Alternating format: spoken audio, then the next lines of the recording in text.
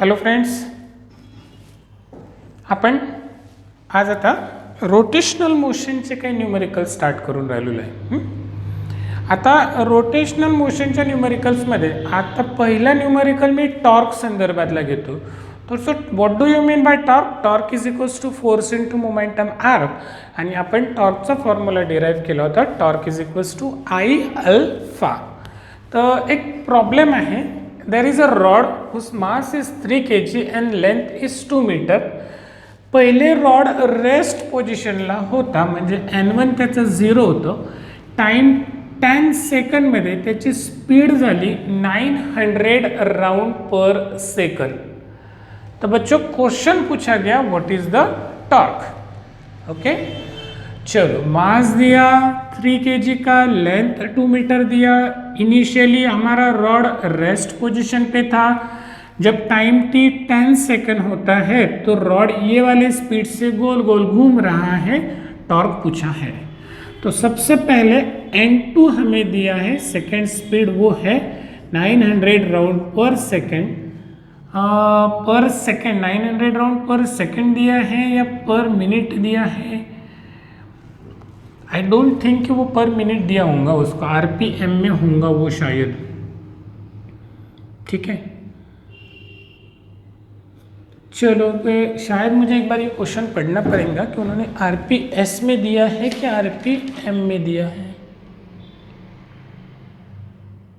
Sorry, RPM में दिया, वही not in RPS, it is RPM. हमें उसको कन्वर्ट करना पड़ेगा.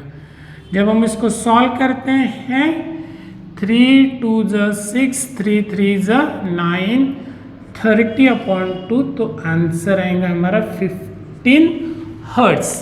ओके, अब पूछा क्या है भाई, हमें टॉर्क विचारलेला आहे. सिंपल फॉर्म्युला सांगा मला. टॉर्क इज इक्वल टू काय होते पोरो? आय अल्फा. पण सर अल्फा तर दिला नाही, मग अल्फाचा फॉर्म्युला आहे ω2 - ω1/T. सर आय नाही दिला, पण बॉडी तर दिली आम्हाला रॉड. आम्हाला रॉडचा आय सी माहिती आहे. रॉडचा आय सी काय आहे? ml²/12.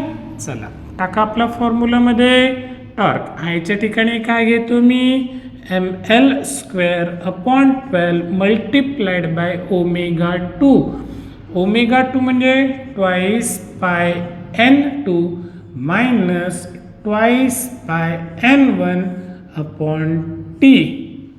दोघांमधनं ट्वाइस पाय कॉमन काढू. m ची व्हॅल्यू किती आहे? 3. l किती दिला? 2. 2चा square 4 divided by 12 multiplied by, दोघांमधनं ट्वाइस पायला बाहेर काढलं n2 किती आहे? 15. n1 0. टाइम किती आहे आपला? 10 सेकंदचा. ठीक आहे. 4 3 12. हे झालं आमचं कॅन्सल. इथे काय उरलं पोरो? ट्वाइस पाय. 15तनं 0 गेला, किती? 15च. Okay, divided by 10. 2 5 10, 5 3 15. आंसर क्या आ गया हमारा? 30 पाय न्यूटन मीटर. तर 30 पायची व्हॅल्यू तुम्ही टाकून द्या. 3.14. 3 3 9 म्हणजे 4 3 12 आणि 3 1 3 + 1 4 42. Torque will be 9.42 newton metre approximately. Question पूछा था कि एक रॉड है जो ऐसा गोल घूम रहा है, ऐसे गोल गोल गोल गोल गोल गोल गोल गोल. इनिशियली ये रेस्ट में था, लेकिन अब वो घूम रहा है. क्या स्पीड से घूम रहा है वो? 900 राउंड पर मिनट के स्पीड से घूम रहा है. कितना टाइम हुआ था? 10 सेकंड का. तो भाई टॉर्क निकालो. तो torque is equals to I alpha. Alpha दिया नहीं, तो alpha is equals to ω2 - ω1/T. 117 नंबर का क्वेश्चन है. हमारे ग्रुप में ये क्वेश्चन हम लोग अपलोड कर देंगे. आप क्वेश्चन लिख लेना और ये उसका सॉल्यूशन है. चलो 112 नंबर के क्वेश्चन पे हम लोग अभी जा रहे हैं. ठीक है, ये 112 नंबर का क्वेश्चन था कि एक स्पेरिकल बलून है. एक स्पेरिकल बलून है जो जिस सबसे पहले वो spherical balloon n1 is equal to 60 round पर मिनट के स्पीड से घूम रहा था, तो वो स्पेरिकल बलून में से गैस लीक हो गया, there is a leakages and its mass reduce by 48%। तो उसका मास हो गया m2 is equal to 1 minus 48.8 upon 100 into m1। तो क्वेश्चन पूछा अब वो क्या स्पीड से घूम रहा होगा, व्हाट इज द स्पीड। आता इथे ना पोरो हो आम्ही प्रिन्सिपल वापरणार आहे, कोणता, principle of conservation. When no torque act on the body then it's angular momentum remains constant, आणि जेव्हा त्याचं अँग्युलर मोमेंटम कॉन्स्टंट असते म्हणजे I omega is equal to constant, आणि आय ओमेगा कॉन्स्टंट म्हणजे आमच्याकडे फॉर्म्युला तयार होईल I1 omega 1 is equal to I2 omega 2। Picture clear झाला, गुड। मग सर याच्यात I1 नाही दिलं आणि I2 नाही दिलं, बॉडी कोणती दिली, स्पेरिकल बलून। मग what is the MI of sphere, solid स्पियरचा MI काय आहे 2/5 mr स्क्वेअर, म्हणजे आम्ही काय घेतो याला 2/5 m1 r1 स्क्वेअर, ओमेगाच्या ठिकाणी काय घेतो मी twice by n1 is equal to 2/5 m2 r2 square, पुन्हा या ओमेगाच्या ठिकाणी twice by n2, twice by झालं कॅन्सल, 2/5 झालं कॅन्सल, माझ्याकडे काय आलं सांगा आता m1 r1 square into n1 is equal to m2 r2 square into n2। आत्ता प्रश्न पडतो सर m तर दिलं तुम्ही पण r नहीं दिलं, हाउ टू फाइंड r, ठीक है। चलो अब r कैसे निकालते हैं, ये तो मेन फॉर्मूला हो गया भाई हमारा, this is your main formula. Now देखो भाई हमारे पास m दिया और ये m2 is equal to 1 minus 48.8 upon 100। चलो मैं इसको सॉल्व करता हूँ। m2 is equal to, cross करो, 100 minus 48.8 upon 100 into m1, correct. 100 minus 48 ये आएगा हमारा 0.512 अपॉन 100 इंटू m1। अगर इसको और सॉल्व करते हैं तो ये आ जाएगा हमारे पास, सॉरी ये आएगा 51.2, इसको सॉल्व करेंगे तो 0.512 m1, तो हमारे पास m2 आ गया 0.512 m1। इतना समझ में आ गया आप लोगों को, गुड। क्या हम ऐसा इसको ऐसे रहने देते, चलो भाई हमारे पास एक डेंसिटी का फॉर्मूला था, density is equals to mass upon volume, therefore mass is equals to density into volume. जिस बलून की हम बात कर रहे हैं उसका सिर्फ मास रिड्यूस्ड हो गया, उसकी डेंसिटी तो कांस्टेंट है, तो हम लिखते हैं m1 upon m2 is equals to density v1 upon density v2। Density cancel हो गया, m1 अपॉन m2, और वॉल्यूम का फॉर्मूला क्या है, what is the formula for volume of the sphere, v is equals to 4/3 pi r cube. तो ये हो जाएगा 4/3 pi r1 cube upon 4/3 pi r2 cube. ये गया, ये गया, ये गया, ये गया, हमारे पास नया रिलेशन आ गया m1 upon m2 r1 upon r2 का क्यूब, ठीक है। ओके चलो अब देखो हम लोग क्या कर रहे हैं, थोड़ा सा ध्यान में दो। हाँ अच्छा प्रॉब्लम है ये, मैंने पहले बोला था कि हम रोटेशनल मोशन में कुछ बढ़िया प्रॉब्लम सॉल्व करने जा रहे हैं, ठीक है। चलो अब हमारे पास m1 upon m2 r1 upon r2, भाई हमारे पास m1 upon m2 is equals to ऐसा आ गया, m2 is equals to 0.512 m1 आ गया, ठीक है।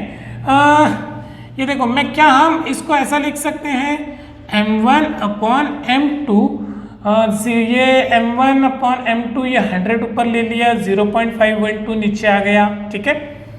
तो मैं इसको 1000 अपॉन 512 ऐसा लिख लेता हूँ, ठीक है, 1000 अपॉन 512। अब m1 अपॉन m2 की ये वैल्यू आ गई, इसमें मैं डाल देता हूँ m1 upon m2 is equal to, sorry, अब हम r1 अपॉन r2 का, r1 अपॉन r2 का cube is equal to m1 upon m2 की जगह पे हम लोग लिख रहे हैं 1000 upon 512। Okay, taking cube root on both side, so हमारे पास r1 upon r2 is equal to 10, 512, मेरे ख्याल से 512, 8 का क्यूब आ जाएगा, ये हो जाएगा 8, मतलब 10 अपॉन 8। हमारे पास r1 अपॉन r2 भी आ गया 10 अपॉन 8। चलो अब हमारा ये प्रॉब्लम सॉल्व हो सकता है। चलो इस पे चलो करो। वी हैव, क्या है हमारे पास, we have m1 r1 square n1 is equal to m2 r2 square n2। m1 पता है क्या रे, m1 पता है क्या? हाँ, नहीं पता है, छोड़ो फिर। m1 upon m2 r1 upon r2 whole bracket square into n1 is equal to n2, जो फाइंड करना है। ठीक है, चलो m1 अपॉन m2, m1 तो पता नहीं है हमारे पास कितना है तो, लेकिन हमारे पास m2 की वैल्यू है sir 0.512 into m1 multiplied by r1 upon r2 की वैल्यू है सर हमारे पास 10 का स्क्वायर हो 10 upon 8 whole bracket square into sir n1 की वैल्यू भी है हमारे पास, n1 60 राउंड पर मिनट, तो 60 divided by 60 it is equals to 1 hertz, ये हो जाएगा 1 hertz is equals to n2। m1 हो गया हमारे पास कैंसल। भाई मैं इसको ऐसा लिख सकता हूँ, ये इधर शिफ्ट कर दिया, माइनस ऊपर गया प्लस, ये 10 upon 5.12 multiplied by 100, 8 8 64 is equal to n2 sir लिख सकते हैं। ये देखो 5.12 है, राउंडिंग ऑफ कर रहा हूँ मैं थोड़ा सा शॉर्टकट ट्रिक से। 5.12 को मैं सिर्फ 5 कंसिडर करता हूँ, 5 1 जा 5, 5 2 जा 10, इसको उड़ा डाला, ये बना दिया 32 और ये 32 3 जा मतलब 3.1 समथिंग आएगा, तो हमारे पास n2 will be equal to 3.1 hertz. तो हमारा बलून किस स्पीड से घूमेगा, 3.1 हर्ट्ज के स्पीड से घूमेगा।